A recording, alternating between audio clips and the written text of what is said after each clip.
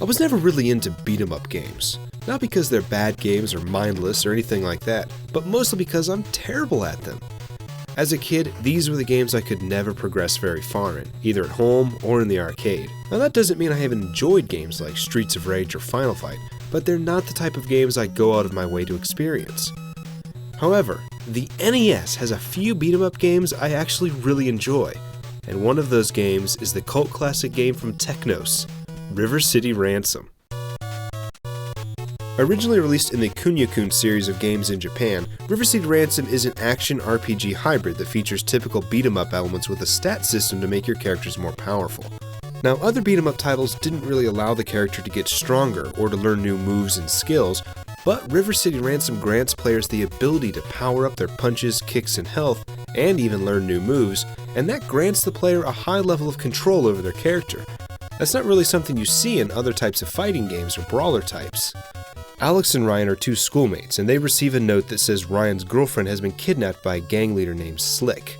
The duo need to trudge through River City fighting different gangs and mobs to reach River City High School and rescue her. It's a very simple plot, but it is enough for a little motivation. Technos actually really seems to like this girlfriend getting kidnapped plot, it seems. City Ransom's fighting mechanic is simple to get used to and very satisfying to master. If you know how to play any brawler video game, you know how to play City Ransom, for the most part. However, becoming as good as you can with well-timed hits or using weapons to tackle groups of enemies will not net you as many results in City Ransom. You'll need to power up in order to take on some of the tougher gangs in the city by raising your stats. Each enemy drops their spare change after you kick the snot out of them, which you can then collect to buy food in a feeble attempt to quell Alex and Ryan's appetite. Did he just eat the plate too? Well, I guess eating shards of ceramic serving dishes is one way to increase your strength and stamina. You know, what you're really doing in this game is mugging people. There's blood on this young man's hands, all just so he can feast. Each item you can purchase from the various malls around River City have some form of effect on the stats of your character, from increasing the strength of a punch or kick, to restoring health, to increasing the strength of a weapon or your own willpower. These items are the only way to increase your power. Now that being said, there is no indication of what stat any item will increase when it is purchased, and that kind of adds to the fun and charm of the game, playing the guessing game of trying to figure out what's the wisest purchase you can make. Although, don't try this tactic at home to get stronger. I'm honestly surprised this guy hasn't keeled over from cardiac arrest or internal bleeding from all the food and dishware he's shoving down his gullet. Once powered up, some of the gangs become a minimal challenge and you can just plow right through them, but some of the gangs will still pose a threat even into the later part of the game. Gangs like the Plagues and Cowboys are much tougher than the generic dudes, and not just in the stats of their members, but also how aggressive they are. Each gang is just a little bit different and presents a different kind of challenge from the ones before. Some will assault you just as you enter the screen, while others will hang back and try to swarm you all at once. River City High School is guarded by Slick's best men, and beating all of them is the only way to get inside. Several bosses are hidden throughout the city, and they only appear once you've cleared a gang from a certain area. The first few are easy enough, while others can pretty much mop the floor with you if you neglected to stuff your face at the last mall you visited. Some, like the leader of the Zombies gang, will only show up once you beat certain other bosses, and if you didn't pay attention to the clues each of the gangsters leave when you beat them, they can be pretty hard to locate and find your first time playing the game. After a while, you'll be able to afford things like shoes and special items from a hidden shop that make Alex and Ryan just devastate the gangs, but it will take a long time to raise that kind of money, so be prepared to beat some guys up for a while. While City Ransom controls really well overall, there is one thing that frustrates me to almost no end: running into walls. This is something that really isn't the game's fault, it's more me because I really don't take my time very well. When you dash and hit a wall, you do take damage and fall back. If your willpower stat is high enough, you normally get back up from attacks and things when you run out of stamina. But if it isn't, it's back to the last mall with you and with only half of your cash. Considering how long it takes to raise any serious funds in City Ransom, this can be a devastating setback.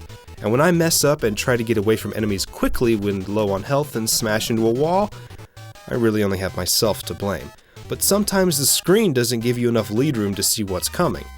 Consider this my warning to you to just be careful and carry a little bit of extra food at all times. Speaking of money, you'll quickly figure out the best gangs and bosses to farm for coinage.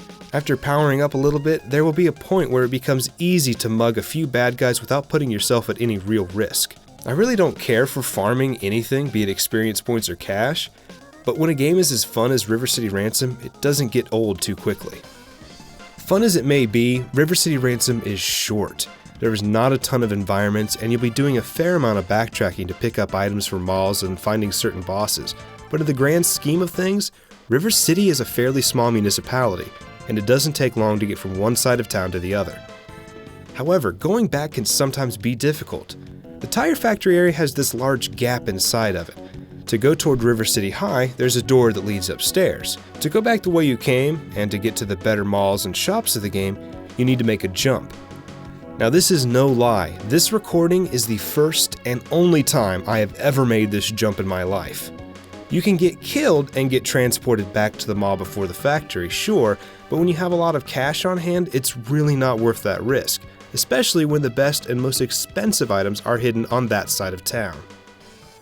River City Ransom is full of charm and features a very fun localization from American Technos, who had to make several changes to the game to make it more palatable for us silly Westerners. While this game, Renegade, and Crashin' the Boys Street Challenge are all technically part of the same series of games featuring the Kunio-Kun characters, it's interesting to realize that each game has a different localization and names for the characters. Interestingly enough, the Game Boy Advance version of this game retains the names of the characters from River City Ransom, but leaves them in their Japanese school uniforms. They also put Alex and Ryan's real names into one of the gangs in this GBA version. The Game Boy Advance version is great and actually plays really well, but it does lack the two-player mode of the NES original and features what might be the worst box art in the history of video games. This is just inexcusable as far as box art goes. But on the positive side, and as far as remakes and ports goes, this GBA version is more than faithful to the original game and even has a few elements built in from the later games in the Kunio-Kun series. Now it's a shame that Technos isn't a thing anymore because these Kunio-Kun games were a ton of fun, and it really showed off a lot of the power that the NES was capable of producing. And we'll be talking about a lot more of these games later this year, so don't worry, I don't plan on leaving those crazy sports games out of the show. River City Ransom is a fun game that's more than a mindless brawler-style title. Buying items and skills to power up and taking a relaxing bath to restore health, or even allowing you to revisit areas and tackle bosses you may have missed or been beaten by before are just a handful of the things that River City Ransom does differently than its belt-scrolling competitors. And those elements, I feel, helped make River City Ransom a game that's amazingly fun to pick up and play. It's a lot of fun to play with two players, or even by yourself, but if it's a title that you've missed over these years, you need to pick it up. River City Ransom is available for the Virtual Console outlets from Nintendo, and it's worth far more than the coin they're charging for it. Find a cartridge, go on the eShop, or use whatever method you want to find this game, because beating punks up doesn't get much more fun than it is in River City Ransom.